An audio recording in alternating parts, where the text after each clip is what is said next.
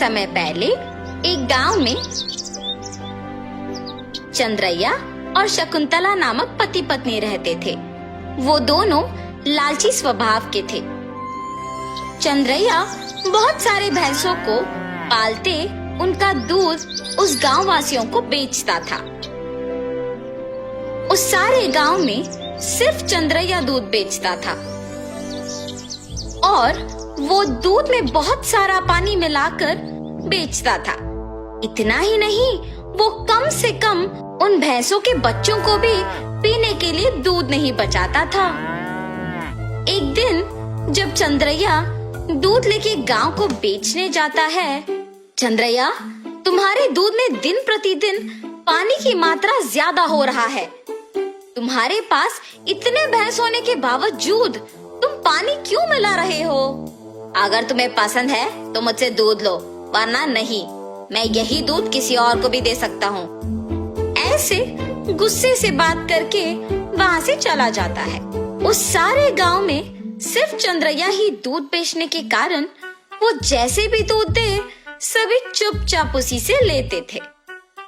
जहाँ वो भैंसों को रखता था, उसके बगल में एक बड़े पेड़ पर एक भूत रहती थी। हमेशा की तरह चंद्रैया सारे भैंसों के पास जाकर उनसे दूध निचोड़ के पानी मिला के सबको बेचने जाता है।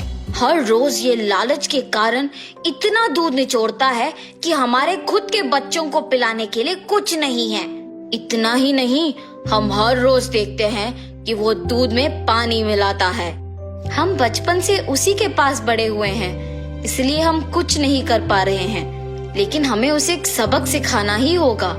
ऐसे आपस में बात करते रहते हैं।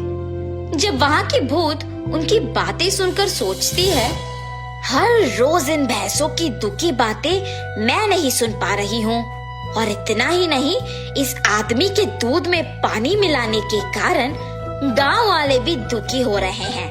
इन भैंसों की सहायता से ही इस आदमी को सुधारना होगा। ऐसे सोचकर वो भूत उन भैंसों के पास आती है। तब मैंने तुम सब की बातें सुनी है। अगर तुम लोग मेरी बात सुनोगे तो तुम्हारे मालिक को सुधार सकते हैं। कौन हो तुम? तुम हमारी बातें सुन सकती हो? मैं एक भूत हूँ, इसी पेड़ पे रहती हूँ। मैं हर रोज तुम्हारी बातें सुनते रहती हूँ। हम तुम्हारी बात सुनेंगे, मगर वादा करो कि तुम हमारे मालिक को कुछ नहीं करोगी, सिर्फ उन्हें एक सबक सिखाओ, बस। ठीक है, तुम्हारे मर्जी के अनुसार उन्हें कुछ नहीं करूंगी। ऐसे कह के हमेशा की तरह चंद्रैया उनसे दूध निचोड़ने जाता है। जब वो निचोड़ने लगता है, तब वो भैंस उसे जोर से लात मारती है। बाप रे शकुंतला, मेरा पीठ टूट गया। ऐसे जोर से चिल्लाने पर शकुंतला अपने पति के पास आती है। अरे रे, क्या हुआ? आप गिर कैसे गए? उस भैंस को आज कुछ हुआ है। जब मैं दूध निचोड़ने गया तो उसने मुझे जोर से लात मारा। आप रुकिए, मैं भी जरा देखूं कि ये भैंस दूध कैसे नहीं देगी। ऐसे कह के शकुंतला उस भैंस से दूध निचोड़ने की कोशिश करती है, और उस भैंस ने शकुंतला को भी उसके पति के ही तरह जोर से लात मारती है।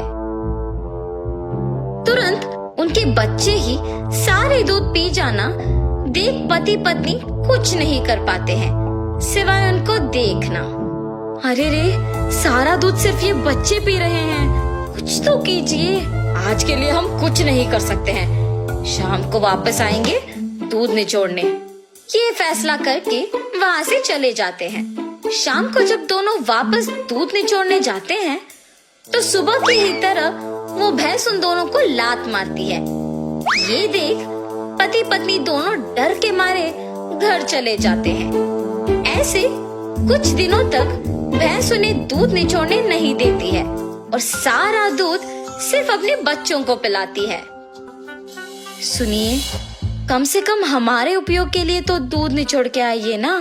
बाप रे, हम अगर इस गांव में भी दूध नहीं दे पा रहे हैं तो भी ठीक है, मैं तो उस भैंसों के पास नहीं जाऊंगा। वहाँ के भैंसों में से एक को कुछ तो हुआ है, इसीलिए हमें दूध निचोड़ने नहीं दे रही है और सिर्फ उसके बच्चों को दूध पिला रही है। उतना चाहिए तो तुम खुद निचोड़ने जाओ। बाप रे, मैं अकेले? नहीं नहीं, हम दोनों मिलके दूध निचोड़ने की कोशिश करते हैं। चलिए ठीक है, कल सुबह जाएंगे। ठीक है जी। भैंसों के पास जाते हैं। शकुंतला, पहले तुम जाओ। ऐसे कहने पर शकुंतला उन भैंसों के पास जाके दूध निचोड़ने की कोशिश करती है। जब वो निचोड़ने की प्रयत्न करती है तो वो भैंस जोर से लात मारती है। बिना दूध दिए अपनी पत्नी को लात मारने के कारण चंद्रैया को गुस्सा आता है और वो एक डंडे से भैंस को मारने लगता है। मेरी पत्नी को दूध निचोड़ने नहीं दोगे तुम? हाँ? ऐसे कहते हुए जोर जोर से मारता है, मगर उस भैंस की जगह चंद्रैया खुद पिटता है और इसी कारण उस भैंस को मारना बंद कर देता है।